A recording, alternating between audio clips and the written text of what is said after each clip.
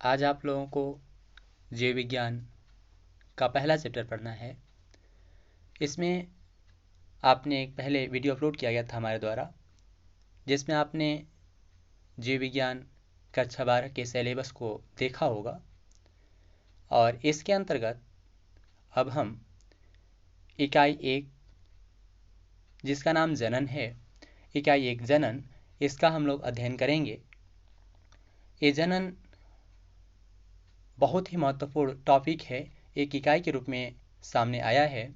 और इस इकाई के अंतर्गत 3 अध्याय शामिल है इसमें, जिसमें पहला अध्याय हम लोग पढ़ेंगे जीवों में जनन। इस जीवों में जनन का पहला टॉपिक आपका आएगा जीवन अवधि, जिसको इंग्लिश में लाइफ स्पैन कहते हैं। ये जो जीवन अवधि है, जिसको हम अंग्रेजी में लाइफ स्पैन कहते हैं, जीवन अवधि होता क्या है? जैसे किसी व्यक्ति का जीवन अवधि, किसी पेड़ का जीवन अवधि, किसी जीव का जीवन अवधि। तो जो जीव हैं वो जब जन्म लेते हैं तो जन्म से लेकर के जब तक उसकी प्राकृतिक मृत्यु नहीं हो जाती, तब तक के समयावधि को ही जीवन अवधि कहते हैं।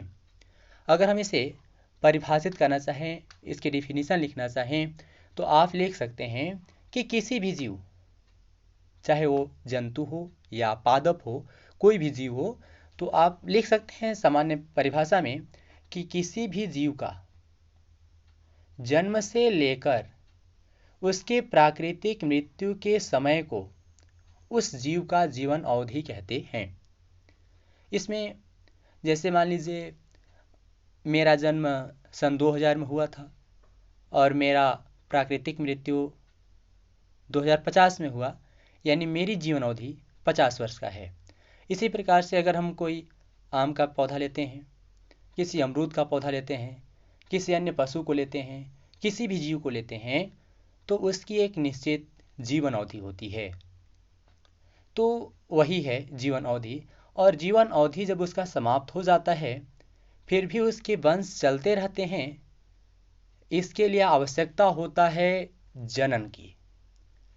लगातार जब जीवों की जीवन अवधि समाप्त हो जाता है, तो समाप्त होने से पहले उन जीवों में जनन होता है और जनन के द्वारा वह अपने वंश को, प्रत्येक जीव अपने वंश को अनवरत बनाए रखने के लिए, लगातार चलाने के लिए उन सभी जीवों में जनन होता है।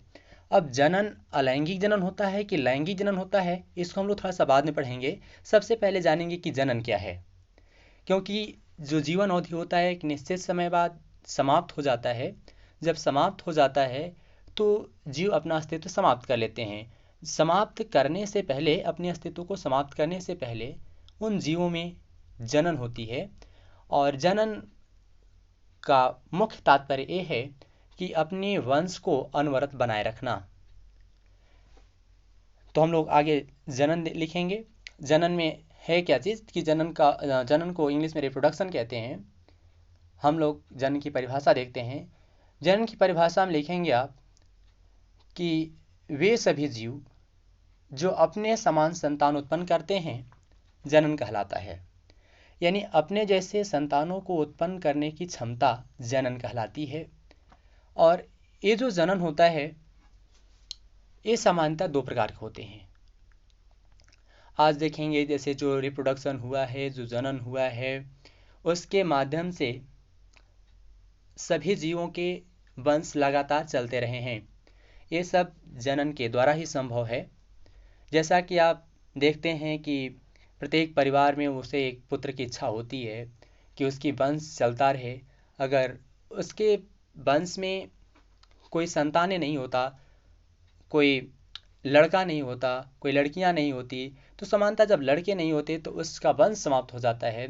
इसलिए सबकी इच्छा होती है कि उनकी संतानें हों, इसलिए उन सभी जीवों में जनन होता है।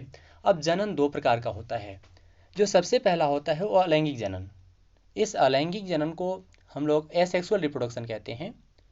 और एसेक्सुअल रिप्रोडक्शन के लिए, अलैंगिक जनन के लिए लिंग भेद की आवश्यकता नहीं होती है। अलैंगिक जनन में सिर्फ एक जनक की आवश्यकता होती है। और एक जनक की आवश्यकता होने के फलस्वरूप उनमें जो उत्पन्न संतानें होते हैं वो समान होते हैं। और जब किसी जीव में अलैंगिक जनन होता है तो उससे उत्पन्न जो संतानें होते हैं वो हूबहू अपने जनकों के समान होते हैं। तो इसे हम लोग क्लोन कहेंगे, यानी वे जीव जिनकी संरचना, बनावट या हूबहू उनकी संरचना अपने जनकों की तरह हो, क्लोन कहलाता है। यानी इसे आप ये भी लिख सकते हैं कि क्लोन क्या होता है, तो ऐसे जीव जो अपने जनकों के समान होते हैं क्लोन कहलाता है। इसमें जो जनक होता है, जनक से उत्पन्न जो संतानें होती हैं बिल्कुल समान होता है, क्योंकि उसमें वर्धी जनन पाया जाता है, अनेक प्रकार से जनन पाई जाती है। और उसमें जो उत्पन्न संतानें होते हैं बिल्कुल अपने जनकों की तरह होते हैं, उसमें किसी प्रकार का भेदभाव नहीं होता। इसमें महत्वपूर्ण पॉइंट आउट करने वाली बात यह है कि इसमें एक जनक की आवश्यकता होती है, इसमें कोई लिंग भेद नहीं होता। और दूसरा आता है, इसको डिटेल में पढ़ने से पहले थोड़ा सा हम लोग लैंगिक जनन के बारे में भी पढ़ेंगे। अलैंगिक जनन से पहले कुछ बच्चों के दिमाग में एक प्रश्न आ रहा होगा कि जनन तो 3 प्रकार का होता है। एक कायिक जनन होता है जिसे हम लोग वेजिटेटिव रिप्रोडक्शन, वर्धी जनन भी कहते हैं। ऐसा है, लेकिन वो जो वर्धी जनन आता है अलैंगिक जनन के अंतर्गत उसका स्टडी कर लिया जाता है, जिसे हम लोग बाद में पढ़ेंगे। उसके बारे में थोड़ा सा हम लोग लैंगिक जनन के बारे में जानते हैं। तो लैंगिक जनन को हम लोग इंग्लिश में सेक्सुअल रिप्रोडक्शन कहते हैं। और इस सेक्सुअल रिप्रोडक्शन में लिंग भेद बहुत ही महत्वपूर्ण भूमिका अदा करती है। लिंग भेद ये लैंगिक जनन का एक महत्वपूर्ण पार्ट है और इसमें 2 भिन्न जनकों की आवश्यकता होती है। ये जो लैंगिक जनन होता है, इस लैंगिक जनन में 2 जनकों की आवश्यकता होती है और 2 विपरीत जनकों की आवश्यकता होती है। जिसमें आप जब परिभाषा लिखेंगे अलैंगिक का, तो अलैंगिक में लिखेंगे कि वे संतानें या वे जीव जो हूबहू अपने जनकों के समान होते हैं, इस प्रकार के जनन को अलैंगिक जनन कहते हैं। या अलैंगिक जनन के अंतर्गत उस जनन का अध्ययन किया जाता है जिनकी संतानें अपने जनकों के समान होती है। लैंगिक जनन की परिभाषा आप लिखेंगे कि